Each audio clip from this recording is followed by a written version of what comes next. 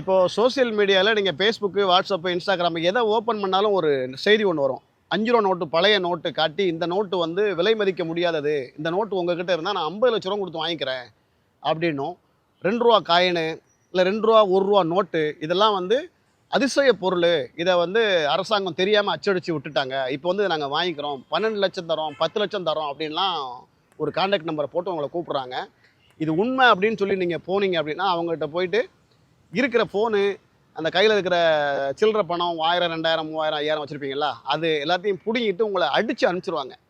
அதனால் இந்த மாதிரி வரக்கூடிய செய்திகள்லாம் உண்மை அப்படின்னு சொல்லி யாரும் நம்பாதீங்க. 5 ரூபா நோட்டுக்கு 50,00,000 எந்த கேனப்பையிலும் கொடுக்க மாட்டான்.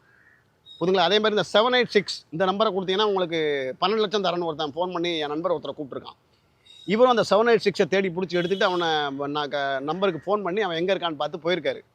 போன இடத்துல அந்த 786 நம்பரை உள்ள நோட்டையும் வாங்கிக்கிட்டு, இவன் கையில் இந்த செல்ஃபோனையும் பிடிங்கிக்கிட்டு, கையில் ஒரு 2,600 நம்ம பணம் வச்சுருக்கான், அதையும் பிடிங்கிட்டு அடித்து அமுச்சு விட்டான். இந்த மாதிரி பல பிரச்சனைகள் நடக்குது. அதனால் அந்த ஒத்தரவா நோட்டுக்கு 12,00,000 தரேன், 2 ரூபா நோட்டுக்கு 20,00,000 தரேன், காயினுக்கு 5,00,000 தரேன், 50 ரூபா நோட்டு கொடுத்தீங்கன்னா உனக்கு 50,00,000 தரேன் அப்படின்னு வந்து உங்களை ஆசை காட்டி கூப்பிடுவாங்க.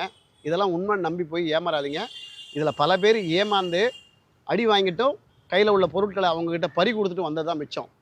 அதனால் ஒரு கவர்மெண்ட் ஒரு நோட்டை அடித்து விடும்போதே அவங்களுக்கு தெரியும் இந்த நோட்டோட மதிப்பு எவ்வளோ அப்படின்ட்டு. இன்றைக்கி 50 ரூபா நோட்டை அடித்து விட்றாங்கன்னா அதோட மதிப்பு ஒரு 10 ரூபா இருக்கும். அதுக்கு ஒருத்தர் 50,00,000 தரேன்னு சொல்கிறான்னு நம்ம கிணத்தனமாக நம்புறோன்னா நம்மளை மாதிரி பைத்தியக்காரவனா உலகத்தில் இருப்பானா? சொல்லுங்க பார்ப்போம். அதுவும் இந்த 786 நம்பர் அந்த நோட்டை வச்சுருந்தீங்கன்னா உங்களுக்கு வந்து பணம் கொட்டுன்னு கொட்டும். அதனால் அதை என்கிட்ட கொடுத்துருங்க, நான் உங்களுக்கு இவ்வளோ தரலாம் நிறைய பேர் ஏமாத்துறாங்க. இதெல்லாம் உண்மைன்னு நம்பி தயவு செய்து யாரும் ஏமாறாதீங்க. நிறைய பேர் இதனால் ஏமாந்தும் இருக்காங்க. இன்னும் பல பேர் இதை பல இடங்களில் போயிட்டு தேடுறாங்க. இந்த காயின் கிடைக்குமா, இந்த நோட்டு கிடைக்குமா, எப்படியா இந்த நோட்டு கிடச்சி நான் பணக்காரன் ஆகிடுவேன். எவனாவது 5 ரூபா நோட்டு, 10 ரூபா நோட்டு, 20 நோட்டுக்கு 50,00,000 தருவானாங்க? நமக்கு அறிவு இருக்குல்ல, அவன் சொல்ல நான் நம்பலாமா? அவன் தான் பைத்தியக்காரன் நம்மளை எப்படியா ஏமாற்றணும்னு நம்மளை வந்து திசை திருப்பி அப்படியே இதை தர அதை தரணும் ஏமாற்றி கூப்பிட்றாங்க. இது ஏன் நீங்கள் நம்புறீங்க? எவ்வளோ நல்ல விஷயங்கள்லாம் வருது, அதெல்லாம் பார்க்காம இந்த மாதிரி கேடுகட்ட விஷயத்த குறுக்குள்ள பணக்காரில் ஆகிடலான்னு நினைக்காதீங்க. அப்படி யாராலே ஆக முடியாது, உழைச்சா மட்டும்தான் ஆக முடியும். அப்படி நம்ம குறுக்குள்ள ஆகிட்டோன்னா கூட ஏதாவது ஒரு இல்லீகல் பிசினஸை பண்ணி தேவையில்லாமல் ஜெயிலில் போய் உட்காந்துருப்போம். புரியுங்களா? அதனால் வந்து எவனாவது ஒருத்தன் நம்பி கூப்பிட்டான், என் கையில் அதே மாதிரி நோட்டு இருக்குது, இதை கொண்டு போய் அவன்கிட்ட கொடுத்துட்டு அவன் கொடுக்குற 10,00,000 நான் வாங்க போகிறேன் அப்படின்னு வாயை பொழந்துக்கிட்டு நீங்கள் போனீங்கன்னா வாய் மேலே 4 குத்தி அமுச்சு விட்ருவான்.